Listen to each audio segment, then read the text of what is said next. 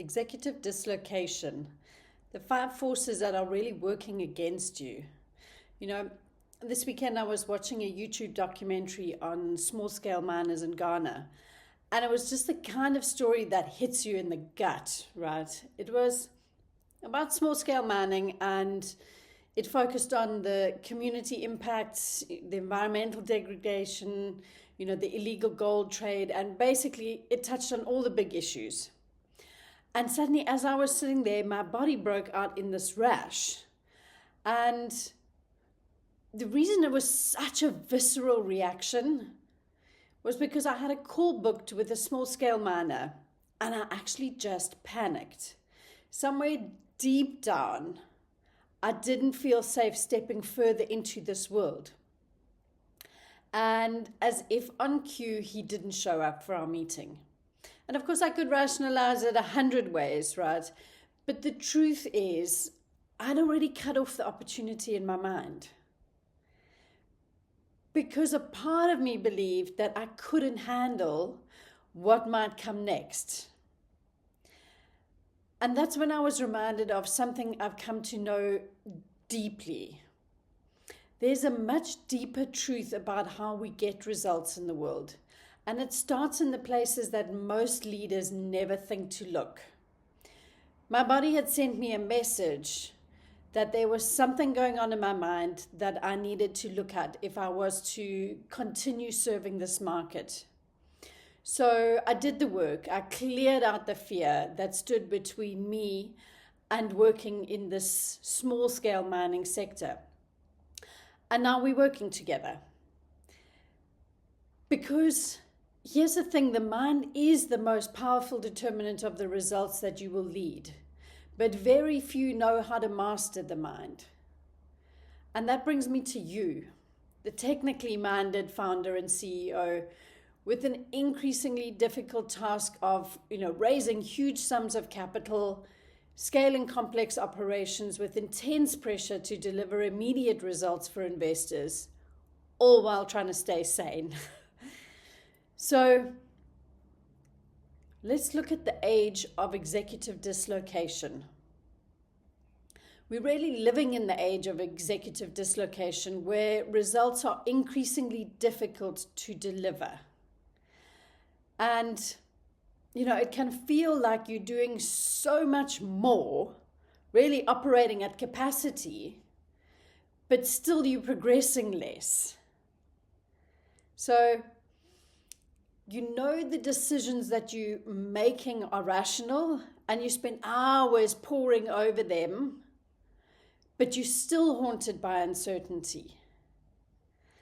And you have so many strong advisors, like the best, but more often than not, you just end up with a bunch of conflicting directions and priorities and a lack of clarity.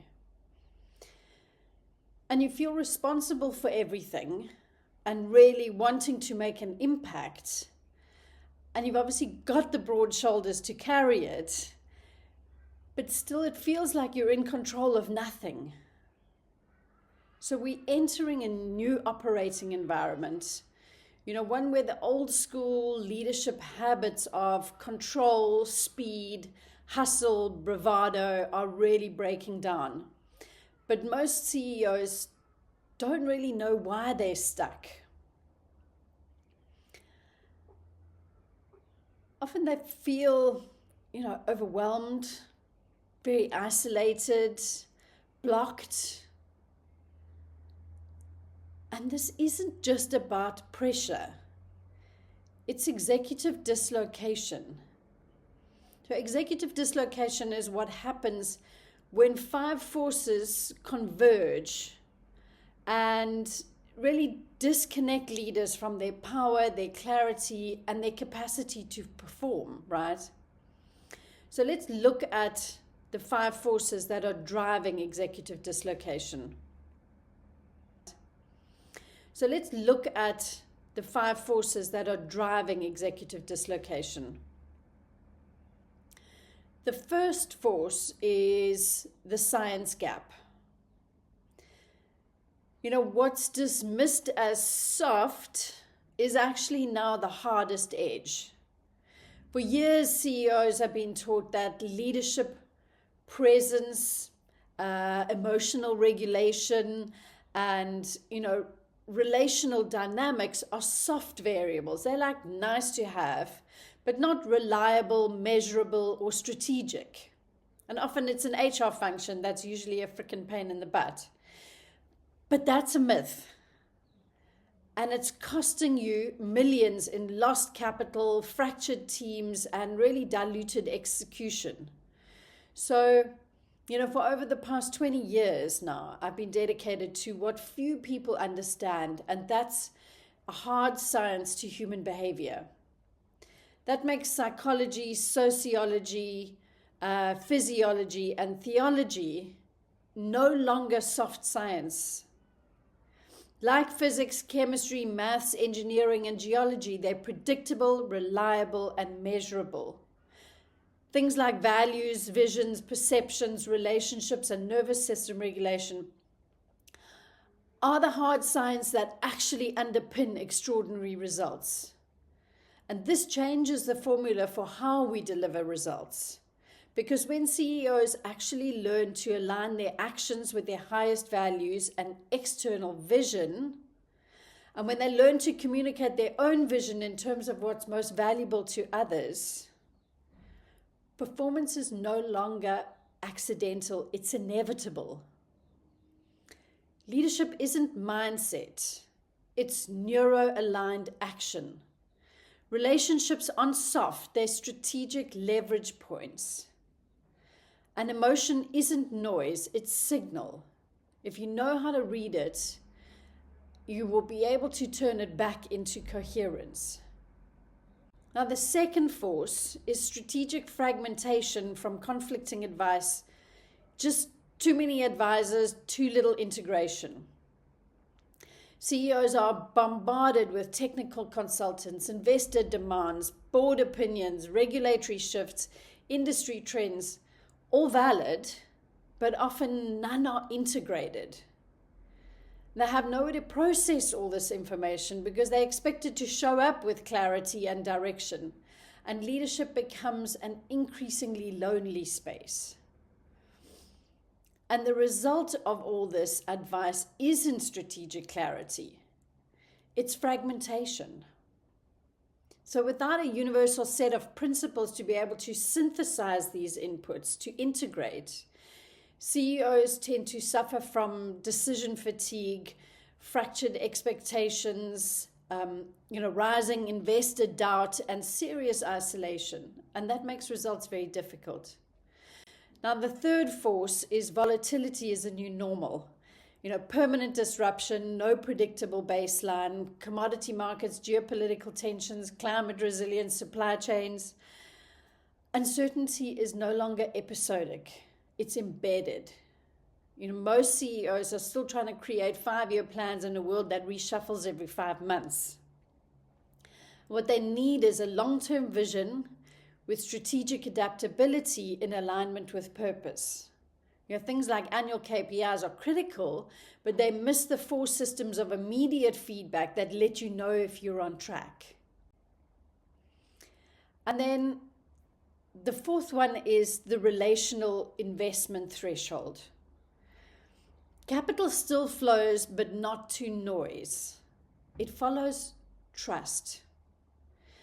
The era of high volume pitch decks and kind of hockey stick forecasting is really fading, and sophisticated capital is looking for something deeper and more reliable. They're looking for alignment over ambition, custodianship over charisma, and they're looking for relational depth over kind of transactional speed.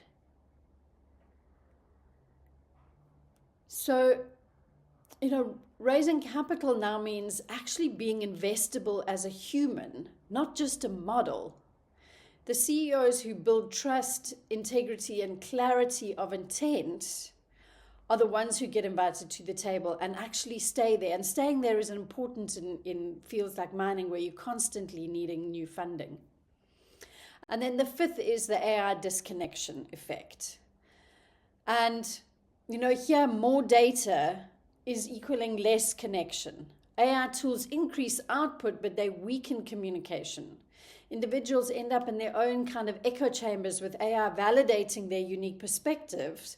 And so relationships become challenging because everyone sees something completely different, but they're so convinced about their perspective. And that makes connection very difficult. And so trust erodes in silence. And CEOs tend to now lose access to that kind of unspoken feedback, the subtle signals that drive culture, confidence, and cohesion. So in an AI-driven world, relational intelligence isn't optional, it's your edge. So CEO Alchemy wasn't built to give you more information or service level hacks. It was built to use these 5 forces to really deliver extraordinary results predictably. So it's about reconnecting your vision, execution, capital, people, and performance into one coherent system that's underpinned by principles. Because your results don't break down from a lack of intelligence or effort.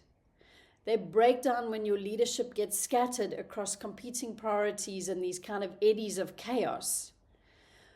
While most programs add complexity, my mission is to reduce it. While others train your team, my focus is on upgrading you, the operator of the system. So my focus is solving executive dislocation by helping you to really lead with coherence, not chaos. Okay, so I'll leave it at that. Please remember to take time to examine the contents of your mind, because you'll discover more there about your results than you will in the world around you. Until next week, much love.